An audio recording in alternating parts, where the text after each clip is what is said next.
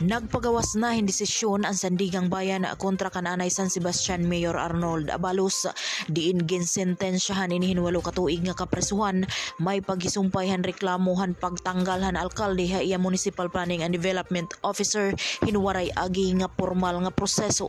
Sumala complainant waray ini umagi eksakto nga proseso mahuman nga magsalawadlaahan iya unremitted contributions sa iya empleyado ha GSIS dinhan tuig 2012. Ha desisyon nga ginpalusad ni Associate Justice Alex Quirós Pitsado Hulyo 18, 2022 nagdig-on ang korte nga waray tagihin iwag ang tagreklamo nga mag-esplikar niya side diin nakitaan nga may irregularidad ang pagtanggal ha mao nga empleyado ipinagihin ginpalusad lang nga memo nga waray umagihin investigasyon.